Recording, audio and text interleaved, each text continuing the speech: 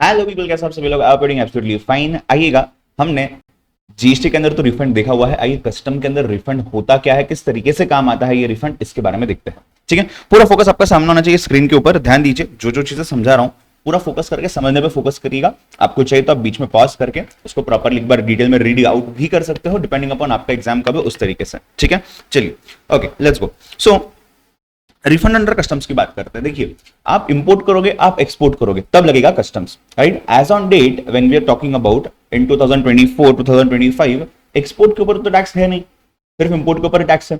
तो सर ये रिफंड की जो बात हो रही है, ये इंपोर्ट वाले पार्ट पे बात हो रही है, एक्सपोर्ट वाले बात पे बात हो रही है? देखिए समझते हैं, अगर आप चैप्टर के अंदर में क्या क्या कवर किया हुआ है इन लोगों ने उसके ऊपर बात करो तो यहाँ देखिए रिफंड ऑफ एक्सपोर्ट ड्यूटी है, रिफंड ऑफ इंपोर्ट ड्यूटी है। मतलब दोनों के अंदर में कौन से केसेस में रिफंड मिल सकता है इसके बारे में यहाँ पे थोड़ा सा स्पेसिफाई किया हुआ है और हम वही चीज को आकर के देखने वाले हैं। ठीक है, आइए एक्सपोर्ट वाले पार्ट पे अगर हम आते हैं, तो एक्सपोर्ट वाले पार्ट के अंदर में if we try to understand there is a situation, if you remember in GST also we had discussed कि आपके पास दो ऑप्शंस होते हैं। पहला ऑप्शन आपके पास ये होता है कि यार आप जब ये जीरो रेटेड सप्लाई कर रहे हो, जो वैसे तो रेट है बट एक्सपोर्ट के लिए जीरो रेट कर दिया गया है, तो ऑप्शन नंबर 1 इज टू पे the IGST and then claim the refund of it. Option number 2 is not to pay the IGST but give a letter of undertaking or a bond saying that if at all the liability arises, I will be responsible to pay within so and so particular period of time and give a bank guarantee for this. 15% bank guarantee था या फिर 250 lakhs वगैरह के prosecution tax Avision के case में आपका अलग cases तरीके से ये पॉइंट था। ठीक है, सो यहाँ पे उसके बारे में बात होती है। वहां पे जीएसटी का प्रोविजन था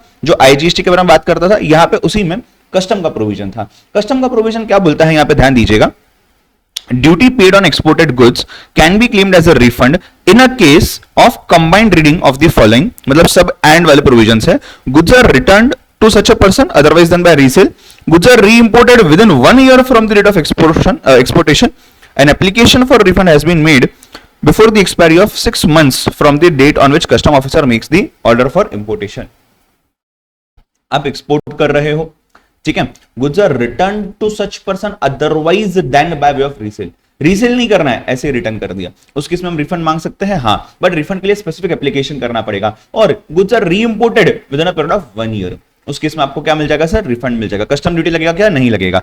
अब इंपोर्ट के केस में क्या बोलते हैं ये देखो, यहाँ पे सेक्शन नंबर 26 था, या सेक्शन नंबर 26A है, पहले एक्सपोर्ट था फिर इंपोर्ट है। इंपोर्ट के केस में क्या बोलते हैं ये, as per section number 26A of customs act, duty paid on imported goods can be claimed for a refund on satisfying the following conditions। पहला, अगर आपने इंपोर्ट पे जो यू कैन से टैक्स पे किया हुआ है, कस्टम पे किया हुआ है, वो गुड्स डिफेक्टिव रहने चाहिए। बट सिर्फ डिफेक्टिव से नहीं चलेगा, आपको ये डिफेक्टिवनेस है एक्चुअल में ये प्रूव करना पड़ेगा with the specifications that you have ordered. तो जब मैंने कोई ऑर्डर प्लेस किया था उस समय पे था कि यार इतना इतना पर्टिकुलर मशीनरी का ये लेंथ, वेट, हाइट एक्सेट्रा होना चाहिए, इसका यूज इतना होना चाहिए। अभी तो वो है ही नहीं, कैसे नहीं है समझ रहा है, उसका जब वेरिफिकेशन आप करोगे, वहां पे इंस्पेक्शन करोगे, समझ जाएगा। तो ये चीज आपको वहां पे ऑफिसर को भी समझानी है कि it is non conformative with the specifications that I have ordered. ठीक है, उसके बाद goods are easily identifiable as imported goods, ये भी तो जरूरी है ना। ऐसा नहीं होना चाहिए कि आपने मतलब इंपोर्ट किया है उसको, बट इंपोर्ट के समय पे वो लग ही नहीं रहा कि यार ये गुड्स इंपोर्ट किए थे, ऐसा था वैसा था एक्सेट्रा।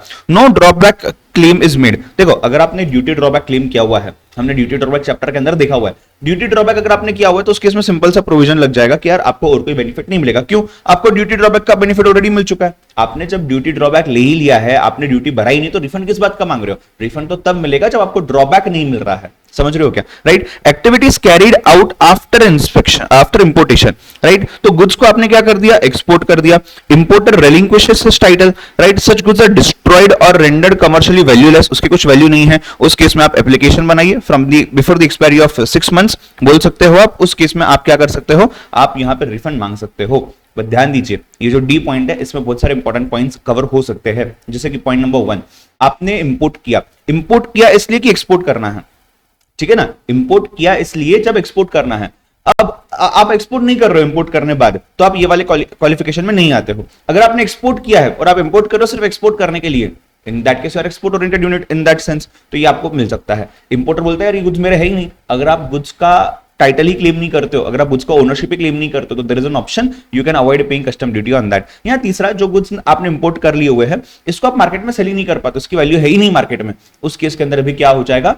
ये हो जाए। बट यहाँ पे ये सब प्रूव करना पड़ेगा ऑफिसर के सामने। जब मैं बोलता हूँ कमर्शियली वैल्यूलेस है, मुझे ऑफिसर के सामने 30 डेज के अंदर में प्रूव करना है। अगर मैं ये नहीं कर पाता हूं तो प्रॉब्लम है। और अगर ये सब प्रूव होता है उस केस में आप एप्लीकेशन में यू कैन से कर सकते हो रिफंड के लिए with in a period of 6 months. ठीक है, with in a period of 6 months, right. However 30 days की पीरियड को एक्सटेंड किया जा सकता है सफिशिएंट कॉस्ट के साथ, राइट। अगर पेरिशेबल गुड्स है उस केस में रिफंड नहीं मिलेगा आपको, राइट। उस केस में रिफंड आपको नहीं मिलेगा। No refund is allowed under section number 36, अच्छा 26 सॉरी। रिलेवेंट डेट, जब हम बोलते हैं ना 6 मंथ्स ऑफ एक्सपायरी एक्सेट्रा, तो रिलेवेंट डेट क्या है? देखिए रिलेवेंट डेट ये बोलता है रिफंड के केस में या तो लेट एक्सपोर्ट ऑर्डर अगर आप एक्सपोर्ट की बात करते हो, राइट। दूसरा डेट ऑफ अबेंडनमेंट, तीसरा date of destruction of goods. जो भी केस एप्लीकेबल होगा उस केस के हिसाब से, राइट। मैं चाहता हूं आप एक बार इस पॉइंट को देख लो, इंपोर्ट वाले पॉइंट को मैं होल्ड करता हूं। जो लोग ऑनलाइन में देख रहे हो, रिकॉर्डिंग में देख रहे हो, शायद तुरंत मैं आगे बढ़ूंगा तो आप पॉज कर सकते हो, ठीक है ना। चलिए आगे बढ़ते हैं। रिलेवेंट डेट हम देख चुके हैं।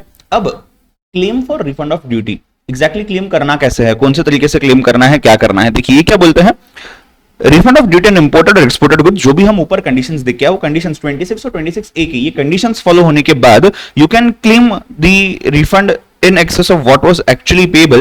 Sometimes such excess payment may be due to shortage or short landing, pilferage of goods or even incorrect assessment of the customs. कई बार क्या होता है, practically also this happens multiple times. मैंने एक रिसेंट में एक प्रैक्टिकल केस देखा था, मेरे ख्याल से लास्ट 2-3 मंथ्स पहले की बात है, जहां पे ऑफिसर ने कहा कि यार 15 करोड़ का असेसमेंट हो रहा है।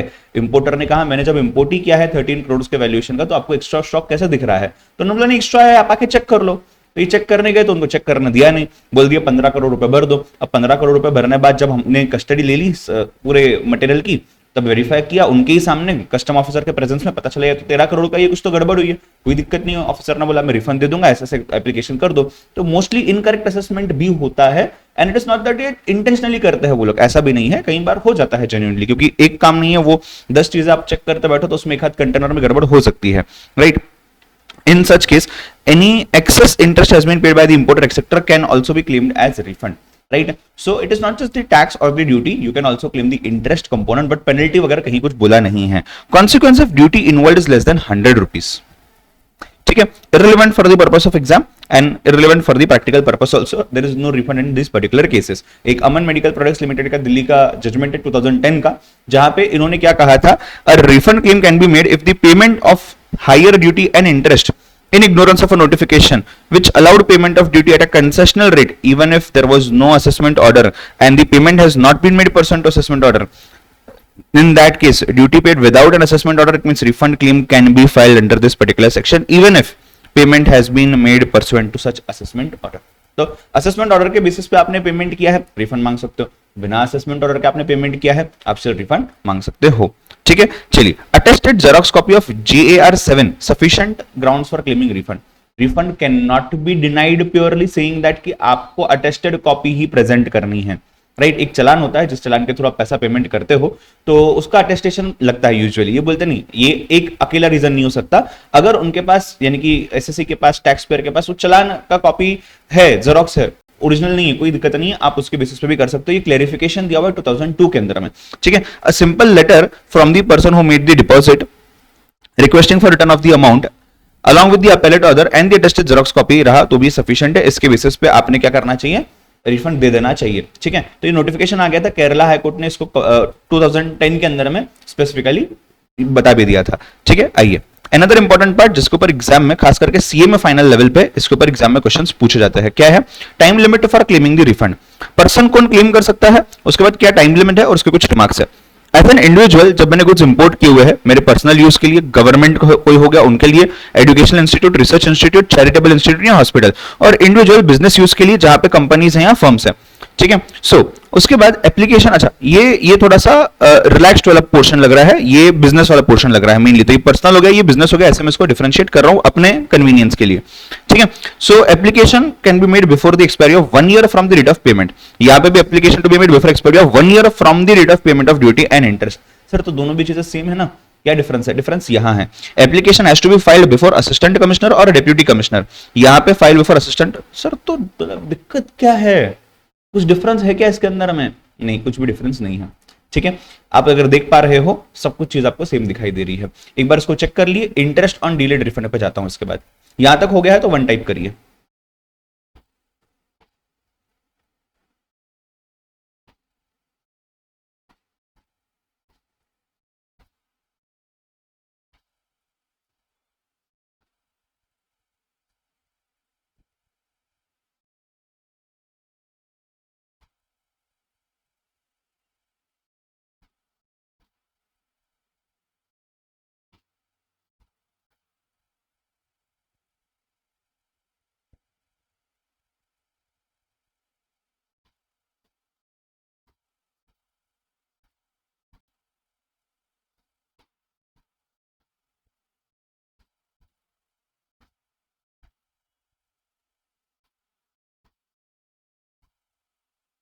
Yes, let's go.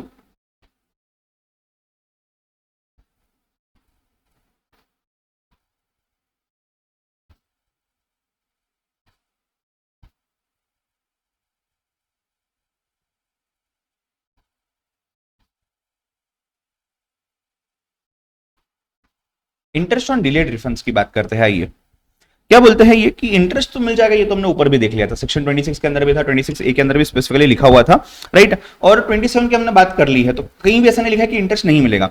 यहां देखिए क्या बोलता है, 27 ए बोलता है, if refund order is not paid within 3 months from the date of receipt of refund, application by the assistant commissioner can be made and at the rate of 6%। GST में भी same rate था ना लगभग, ये interest मिल जाएगा from the expiry of 3 months. तो 3 months तक आपको रिफंड आना चाहिए, नहीं आया तो क्या कर सकते हो आप, अच्छा रिफंड आप बेसिक टैक्स का, कस्टम ड्यूटी का प्लस आप इंटरेस्ट का मांग सकते हो, उस पे जो भी रिफंड ड्यू है उसके ऊपर 3 मंथ्स तक रिफंड नहीं आता तो 3 मंथ्स के बाद से लेकर के 6% का आपको लग जाएगा पर एनम इंटरेस्ट, वो आपको दे देंगे। ठीक है, अब दोनों सेक्शन में, सेक्शन नंबर 26 और 27 के अंदर में डिफरेंस क्या है ये पूछते हैं, राइट। पहला, section 26 deals with refund of export duty, 27 deals with refund of export duty, import duty, कोई भी ड्यूटी। ठीक है, refund of duty under 26 is allowed only on account of certifying certain conditions. 27 के अंदर में एक्सेस पे किया है तो अलाउड है। Refund is payable to the exporter who paid the duty under section 26, whereas refund is payable to the importer who paid the duty to the buyer by whom the duty was borne, right। Chartered accountant certificate not sufficient to claim refund under section number 27। ये क्या बोलते हैं, importer to produce such documents other evidences, जो भी compulsory लगने वाले हैं उसके बाद नहीं चलेगा। If importer had not produced any document other than issued by chartered accountant to substantiate the refund. In the case of Madras High Court held that the certificate issued by chartered accountant was merely a piece of evidence acknowledging certain facts. It would not automatically entitle the person to refund. बाकी चीजें चाहिए तो सिर्फ इसके ऊपर हम refund नहीं देंगे, राइट। ये वाला पोर्शन देखिए पहले, फिर ये मत देखिए, ये वाला पोर्शन यहां से यहां तक सिर्फ देखिए। मेरे ख्याल से डिफरेंस तो क्लियर है, राइट। एक बार देख लीजिए, तुरंत बढ़ते हैं आगे। ऑनलाइन लाइव वाला 2 टाइप करना ही होने बाद।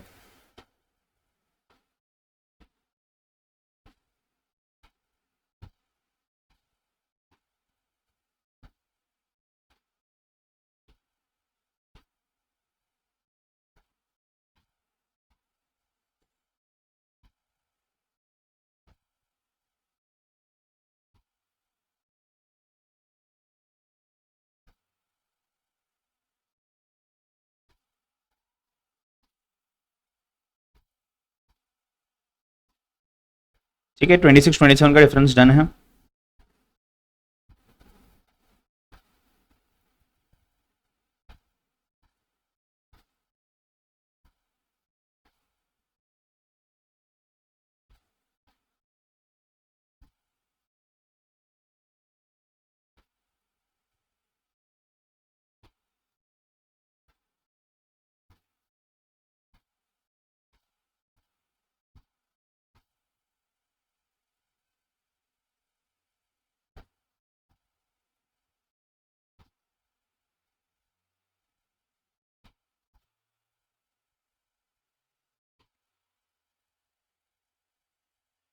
Computation of time period for the purpose of limitation, इसको ध्यान दीजिए, इसको प्रॉपर रीड करते हैं, मेरे साथ रीड करना, अलग से नहीं किया तो भी चलेगा। Period of limitation of 1 year for the purpose of refund shall be computed in the following manner.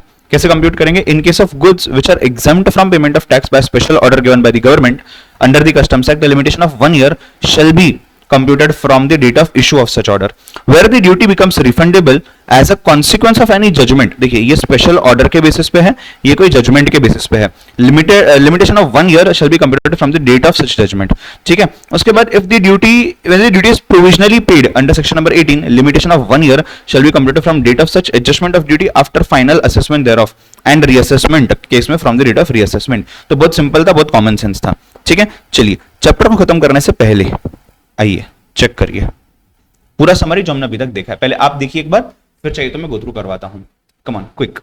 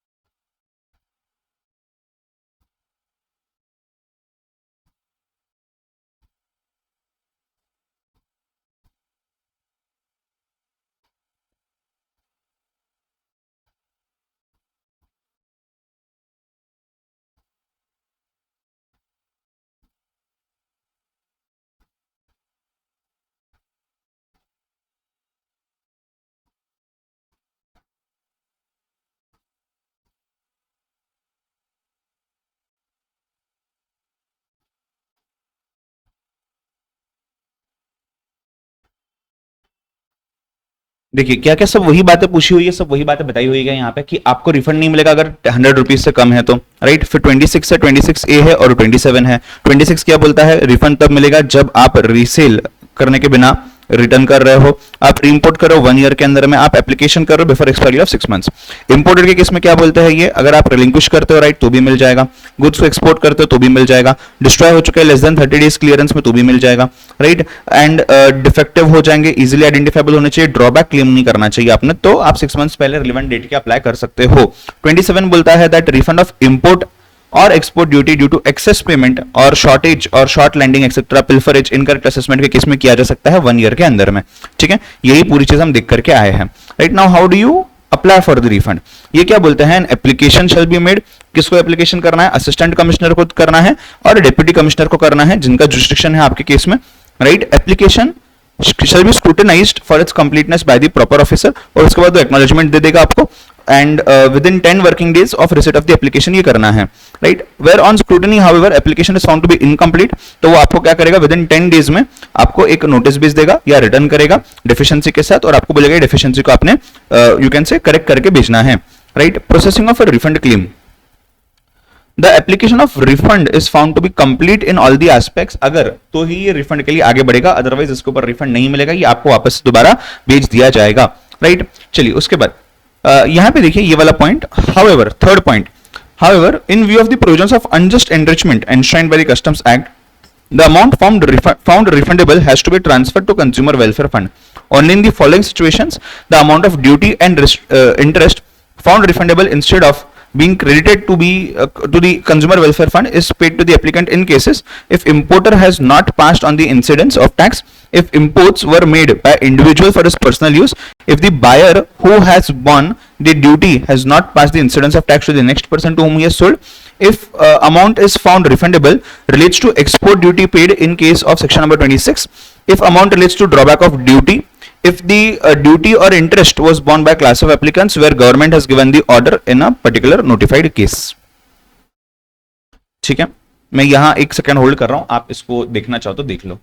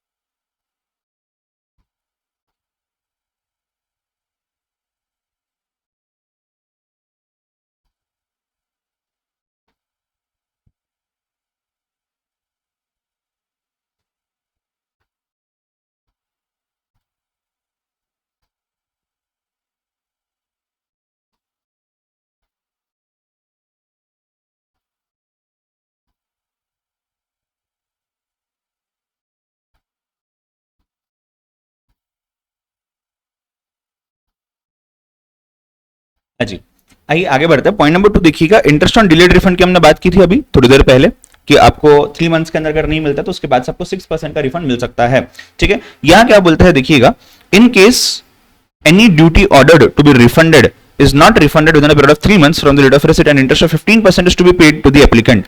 The interest is to be paid for the period date immediately expiring 3 months from the date of receipt of such application till the date. For the purpose of payment of interest, application is deemed to have been received on the date which a complete application as acknowledged by the proper officer has been made.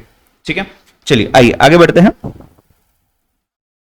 where any order of refund is made by commissioner appeals या appellate tribunal या any court, high court, supreme court etc, तो assistant commissioner या deputy commissioner का जो order है वो पास होने के बाद आप अकॉर्डिंगली उसको डीम करेंगे कि इंटरेस्ट पे करना है। Interest on delayed refund is payable only in respect of delayed refunds of customs duty and no interest is payable in respect of deposits as such made for project import security और provisional release of the goods.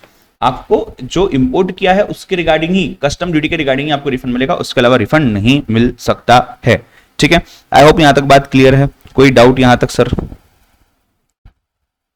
आसान था chapter, yes. तो देखिए 27A के अंदर 6% दिया गया है यहां पे आपको, और यहां देखिए इसके अंदर में आपको कितना 15% बोला गया है। कौन से केस में है ये पर्टिकुलर केसेस में जो यहां पे मेंशन किए हुए हैं। ठीक है, आई होप यहां तक कोई दिक्कत नहीं होगी। यस, ऑनलाइन लेवल हो रुक जाइए, जो लोग रिकॉर्डिंग में इसको देख रहे हो आपको अगले लेक्चर में ये मिलेगा। ठीक है, एक सेकंड मैं सिर्फ रिकॉर्डिंग रिस्टार्ट करता हूं।